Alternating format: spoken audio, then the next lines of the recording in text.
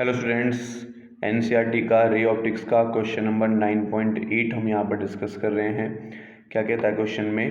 The image of a small electric bulb fixed on the wall of a room is to be obtained on an opposite wall 3 metre away by means of a large convex lens. What is the maximum possible focal length of the lens required for this purpose. Okay, हमसे ये कह रहा है बच्चों कि ये एक object है और यहाँ पर एक स्क्रीन हम कंसिडर कर लेते हैं कि ये हमारे पास एक स्क्रीन हो गई, यानी वॉल। इसने बोला है कि ये वॉल है, तो इसको वॉल आप कंसिडर कर सकते हैं कि ये हमारे पास वॉल हो गई।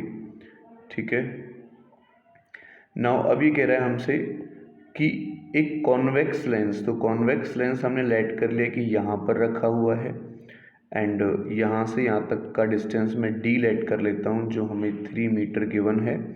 तो यहाँ से यहाँ तक के लिए कितना हो जाएगा बच्चों? u हो जाएगा, और ये मेरे पास कितना हो जाएगा? यहाँ से यहाँ तक के लिए v हो जाएगा।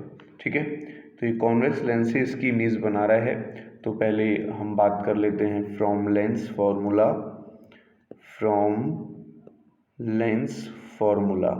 तो लेंस फार्मूला लगाते हैं, देखो क्या होगा, 1/v माइनस के 1/u इक्वल्स टू 1/f। ठीक है, यहाँ से मैं फोकल लेंथ मुझे यहाँ से कैलकुलेट करनी है। एक चीज़ और मैं देख सकता हूँ कि जो ये d है वो मेरे पास v प्लस u के इक्वल है, और यहाँ से अगर मैं v कैलकुलेट करता हूँ तो v कितना हो जाएगा बच्चों? d माइनस के यू। v क्या उतना हो जाएगा? d माइनस के यू। तो v की वैल्यू d माइनस के यू मैं यहाँ पर पुट कर देता हूँ, तो 1/d माइनस के यू माइनस 1/, ये जो हमारे पास u होता है तो वो माइनस का होता है, इसलिए इसको मैं माइनस का u लिख देता हूँ, is equals to 1/f। Left hand की तरफ है तो माइनस का u होगा ये। ठीक है, तो माइनस का मैंने इसको लिख दिया। तो नाउ यहाँ से अगर मैं 1/f कैलकुलेट करता हूँ तो d माइनस के u इंटू यू मैं एलसीएम ले लेता हूँ, तो यहाँ बचेगा u प्लस एंड यहाँ बचेगा d माइनस के u, कैंसल आउट हो जाएगा। तो जो f मुझे मिला वो मिला d माइनस के you and u divided by d।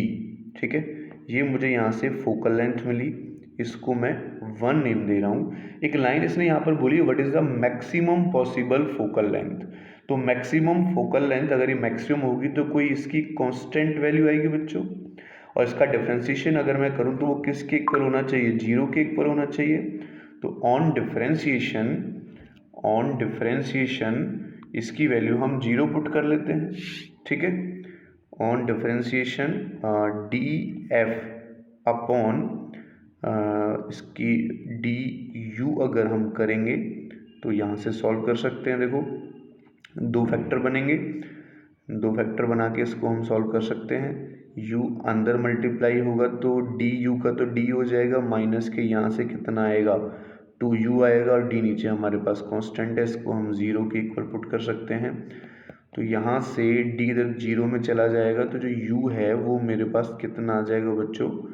d/2 निकल कर आ गया, और इसकी वैल्यू मैं यहाँ पर पुट कर लेता हूँ, इसकी वैल्यू मैं यहाँ पर पुट कर लेता हूँ। ठीक है, यहाँ पुट करो तो f मैक्सिमम की बात हो रही है, तो यहाँ वैल्यू पुट करो, f मैक्सिमम किसके इक्वल होगा? d माइनस के u की जगह d/2, एंड इधर भी कितना हो जाएगा बच्चों? d/2 एंड डिवाइड बाई कितना हो जाएगा? d। तो इस वाले d से ये वाला d कटेगा, यहाँ माइनस करोगे तो d/2 इंटू 1/2 यानी कितना हो जाएगा? d/4। यानी जो f मैक्सिमम है वो ऑब्जेक्ट से इमेज डिस्टेंस का कितना आ गया बच्चों? d/4 आ गया। ठीक है, अब d कितना गिवन है बच्चों हमें? 3 सेंटीमीटर, तो 3/4 सॉल्व करेंगे तो 0.75 सेंटीमीटर हमारे पास इसका आंसर आ जाएगा।